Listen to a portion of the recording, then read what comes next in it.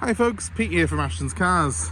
Today I'm showing you around a 64 plate Kia Sorento. This is a 2.2 litre diesel model. It's the 4-wheel drive with 7 seats.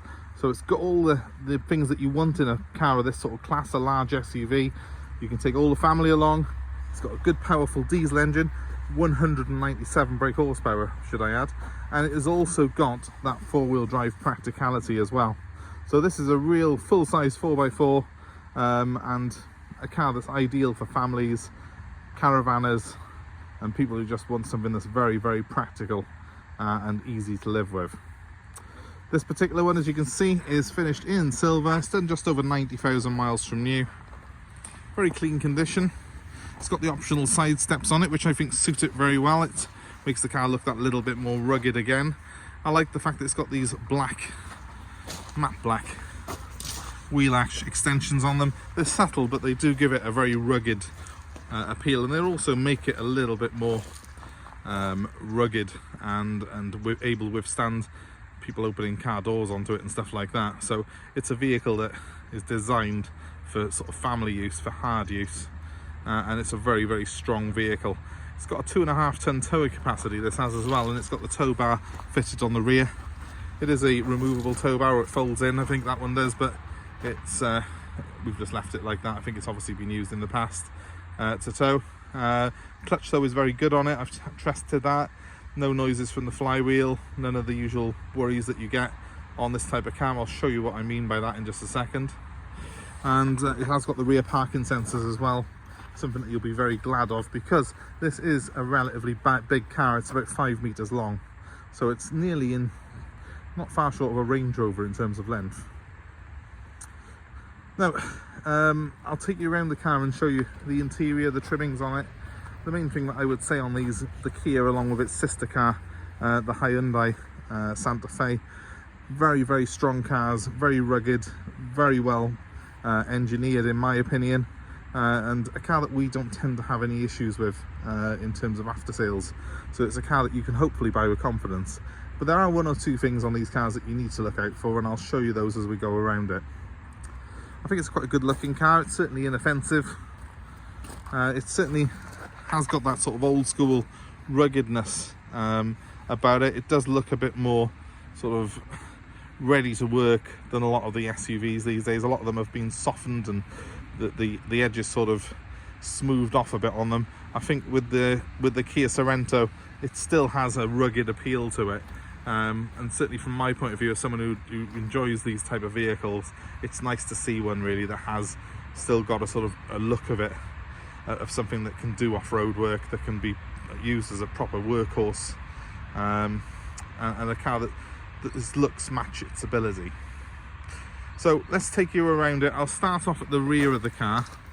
It has got a really good sized boot on it, this, and it has got the 7 seats that fold into it, so I'll show you quickly how that works. As you can see, with the 7 seats in place, there's still a little bit of space behind, but it takes me a second to fold these seats into the boot floor, which I will demonstrate. Voila, it's done. Was that too fast? You couldn't see it? Well, it takes me a second. It is a bit fiddly to do on camera. Essentially though, these here just pull up from the floor like so. You just take the parcel shelf out.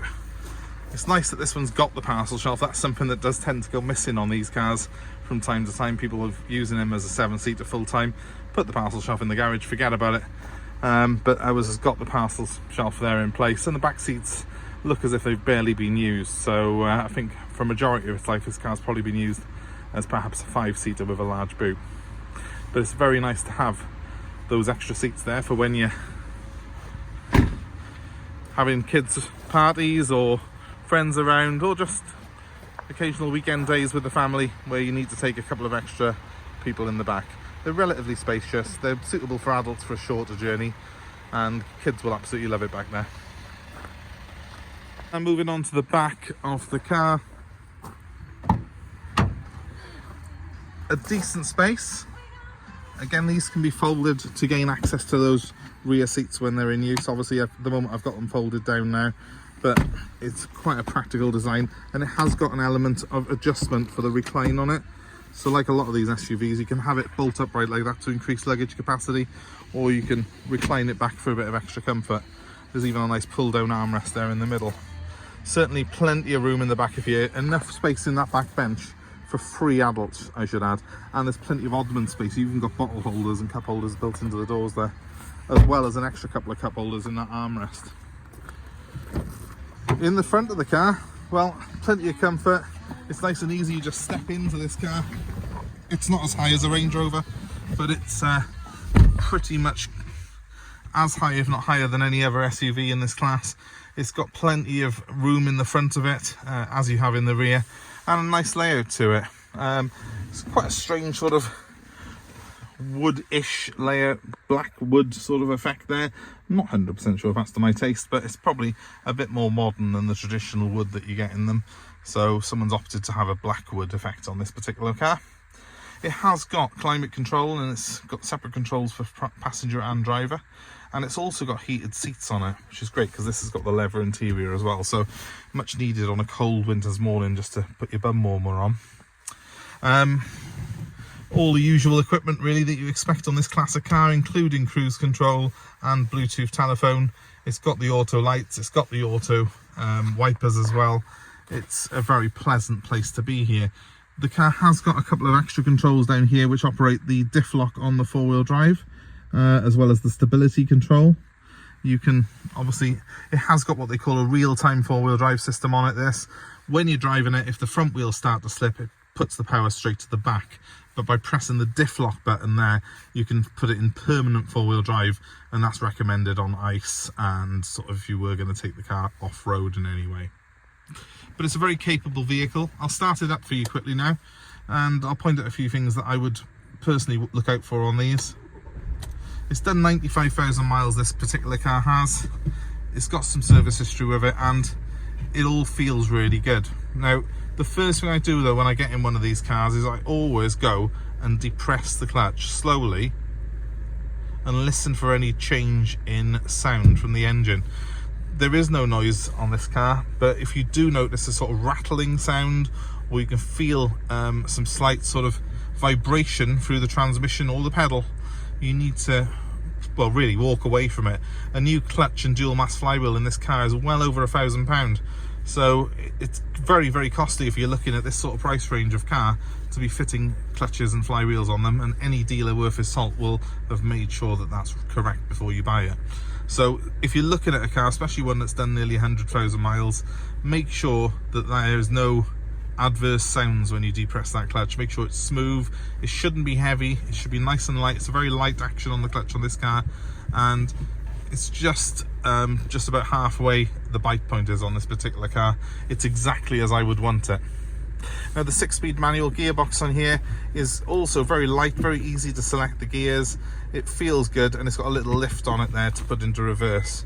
That activates the parking sensors, and as you can hopefully see, the parking camera that comes up on my multifunction display.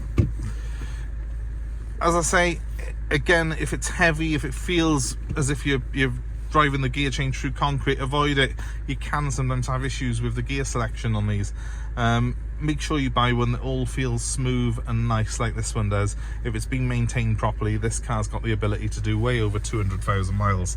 So it's a case of just being vigilant. Even with a car like the car that we're in now, like the Sorento, that has got a fantastic reputation for reliability, there's still these little things that you need to look out for. Yes, a clutch is something that's technically a service item, but it's a very costly one, so you don't want to be buying yourself work. But, you know, overall, these are a car that you can buy with confidence. They are, they've got, Hyundai now just got a sterling reputation for making reliable, well-produced vehicles that are very practical and that do the job properly. They've really come out as a mainstream manufacturer over the last decade, and it's cars like this Kia Sorento that have built the reputation that they now have. In my opinion, these have got a big thumbs up from me, and hopefully if you're looking at this video, you'll agree with me that it's one of the nicer SUVs and the best value SUVs on the market at the minute. It ticks all the boxes. It can tow, it's got 7 seats, it's got the powerful diesel engine, which really does feel a proper powerhouse, that does, with plenty of torque in it as well. 6-speed gearbox, and all the toys that I look for in a car, like cruise, leather and heated seats. So it's a real great all-rounder. Please, if you're interested in this particular car, it is obviously up for sale with us at the minute, and give us a call. Bear us in mind if you're looking for one of these. My number's 07932 873 646. You can just ring me directly. I'm happy to take your old car in part exchange. I'm also happy to arrange delivery anywhere in the UK. So let us know where you are. We will work out a deal to suit you. And obviously, if you've come this far on our videos, hopefully you've enjoyed it. So give us a like, give us a subscribe, and hit the notifications button, and you'll be kept abreast of new cars that we have coming in on a daily basis here at Ashton's Cars. Thanks again for watching, guys, and hope to see you very soon.